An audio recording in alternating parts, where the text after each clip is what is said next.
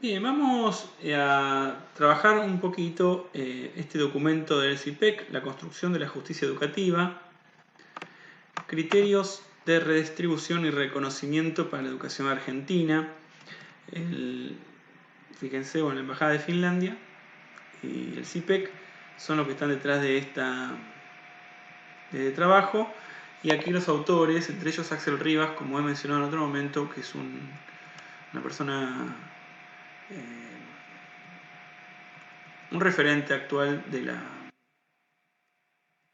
educación en Argentina, desde diferentes eh, sectores lo reconocen como tal. El CIPEC es el Centro de Implementación de Políticas Públicas para la Equidad y el Crecimiento. Y nosotros acá en el índice vamos a ver que hay temas muy interesantes para trabajar. Bueno, un poco la historia, ¿no?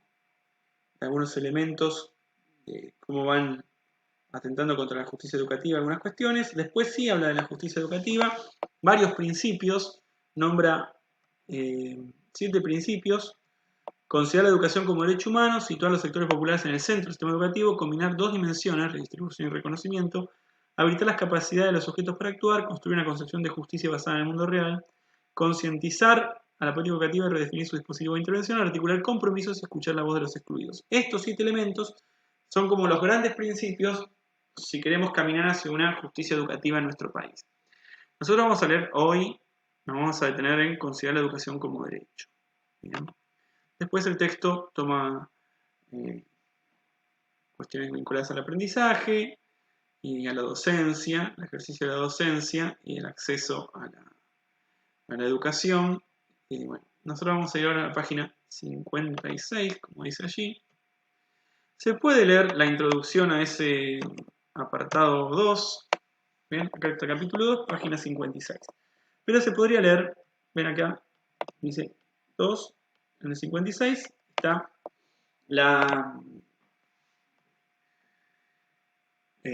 introducción a este apartado que me parece importante leer, o aunque sea nos puede situar un poco en lo que vienen charlando. Y aquí considera la educación como un derecho humano, interesante, es lo que nosotros queremos leer fuertemente. Algunas cuestiones ya hemos venido diciendo.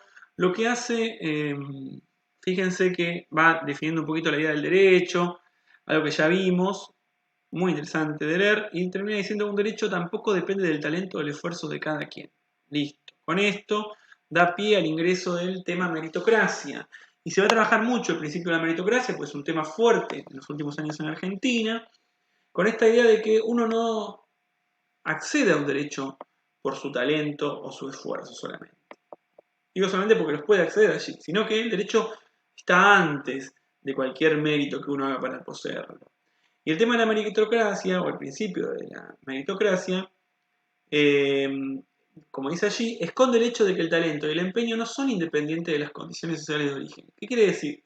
Que muchas personas consideran que uno se encuentra en el lugar que se encuentra por el esfuerzo que realizó y por su creatividad y su capacidad. Bien, probablemente tenga que ver con eso, pero no solo con eso. Porque detrás del talento y el empeño, detrás de sus capacidades, también están las condiciones sociales de origen.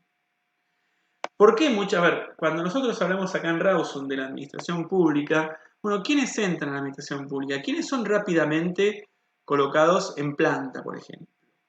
¿No? Siempre el que tiene un contacto. Después capaz que la persona que ingresa a planta, después de que una persona de 5 o 6 años está fuera de planta esperando entrar, llega el hijo de, la hija de y entró. Excelente profesional, la descoce, pero ¿por qué está ahí? ¿Solo por excelente profesional? No, por las condiciones sociales de origen. Porque tiene un contacto, porque es el hijo de un político, porque es el hijo de alguien con cierto poder, etcétera, etcétera.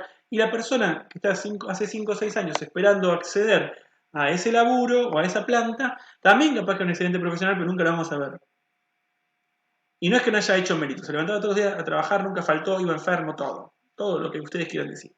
Entonces, en este sentido, es muy importante tener presente esto, porque nosotros nos olvidamos que detrás de todos nosotros existen condiciones contextuales, ¿bien? Socioeconómicas, socioculturales, como quieran llamarlo. Y no todos partimos desde el mismo lugar. ¿Qué quiere decir? En la carrera por vivir los derechos, no todos partimos del mismo lugar. Algunos tienen posibilidad de tener un hogar propio, de comer todos los días, tener un abrigo, y son casilleros que va ganándole a aquel que no tiene nada. Y después le damos la carrera. Bueno, obviamente la persona que ganó más casilleros solo por sus condiciones sociales va a ganar la carrera, ¿no? Muy difícilmente alguno no alcance, alguno que corra muy rápido lo alcanzará, pero lo alcanzará uno, el resto no. Entonces, esto es muy importante, ¿no? El tema de meritocracia, de alguna manera, atenta.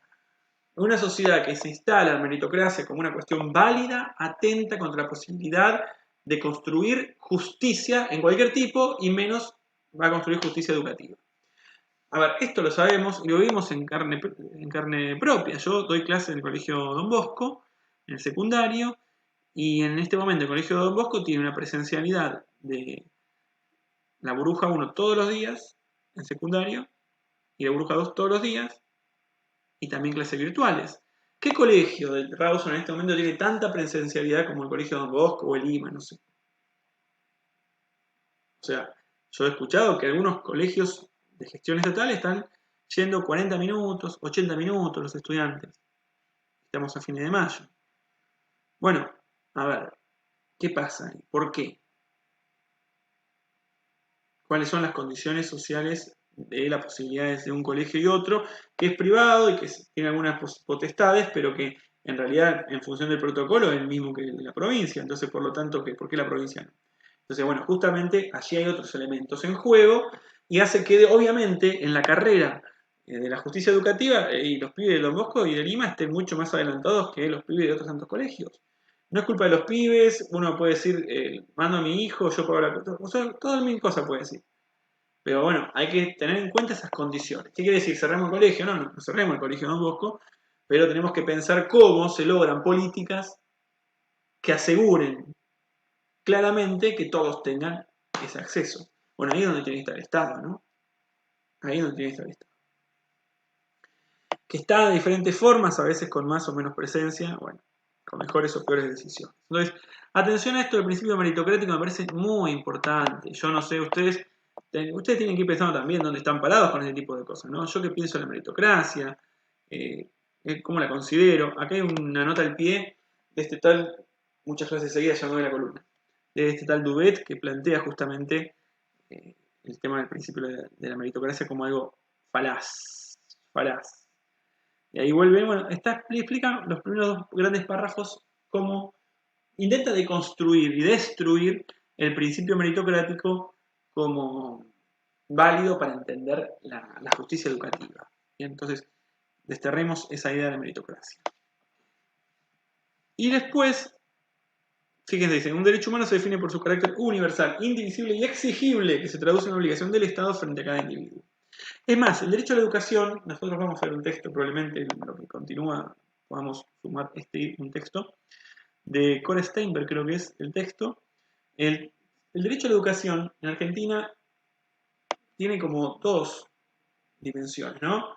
Un derecho a recibir educación, o sea, a una oferta educativa, y ese derecho también implica al tipo, calidad de la oferta educativa, a la demanda. ¿Bien? Entonces, el derecho a educación tiene esas dos caras. No, digamos, a veces el derecho a educación, y mucho, en este último año en Chubut muy fuertemente, con el tema paro y retención de servicios, bueno, se ha visto un trunco, ¿no? Para los estudiantes. Bien. El derecho a educación, obviamente, también tiene que tener unos docentes bien pagos. Eso. Pero más allá de esta cuestión, el paro docente atenta contra el derecho a educación porque no existe oferta. ¿No? El chico no puede acceder. Ahora, supongamos que hay clase normalmente, el derecho a educación no termina de ejercerse o vivirse plenamente si la calidad de los contenidos educativos no son significativos. Y acá es otro tema, porque ¿cuántas docentes o cuántas personas están detrás de los docentes para ver qué están enseñando? Y este es un tema importante porque la idea es que en la escuela pasen cosas significativas, ¿no? Y no que vayamos a pasar el tiempo. Y ahí hay un problema también a veces de la familia y los padres que, con tal de que los chicos están en la escuela, se fuman cualquier docente. Pero el derecho a educación tiene esos dos elementos. No solamente el hecho de que se dé clase, sino también exigir una calidad educativa.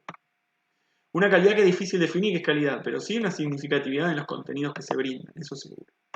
Bueno, al principio hace toda esta cuestión de la meritocracia y luego empieza con una cuestión de más legal, ¿no? Más del ámbito de cómo se fue desde la Declaración Universal de los Derechos Humanos en adelante articulando el derecho a la educación, porque en la Declaración Universal lo que plantea el texto es que todavía había había solamente una mirada como de la gratuidad, ¿no? Una mirada muy restringida del derecho a la educación basada en la gratuidad del acceso, pero como favoreciendo el mérito en la enseñanza luego en el secundario, o sea, bueno, enseñemos a leer y escribir y después, bueno, ven, eso a mediados del siglo XX.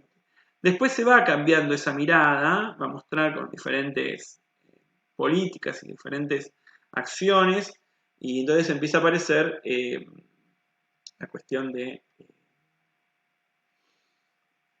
cómo ampliar el derecho a educación y esté de alguna forma atravesado por la cuestión de la justicia educativa. ¿Bien? Entonces, ahí plantea en la conclusión, dice, como señala Tomaszewski, estas transformaciones legales son muy recientes, por lo que el paradigma de la educación como derecho humano todavía se halla en construcción. Un derecho en construcción, por lo tanto podemos pensarlo como un derecho de tercera generación. La propuesta de justicia educativa en discusión en este libro aspira a alimentar esa concepción con la especificidad de los aportes de la filosofía política y sociedad de educación aplicada en el contexto argentino. Entonces él dice, bueno, lo que plantean los autores acá es, nosotros nos paramos en este paradigma de la educación como derecho, vamos a darle especificidades concretas en Argentina. Una educación obligatoria a todo hasta el secundario. Tenemos 15 años, a ver, sala de 4, 14 años, 14, 15 años de educación obligatoria en Argentina. No es menor, y una educación gratuita en otros ámbitos. Bueno, así que para prestar atención, este texto sobre justicia educativa.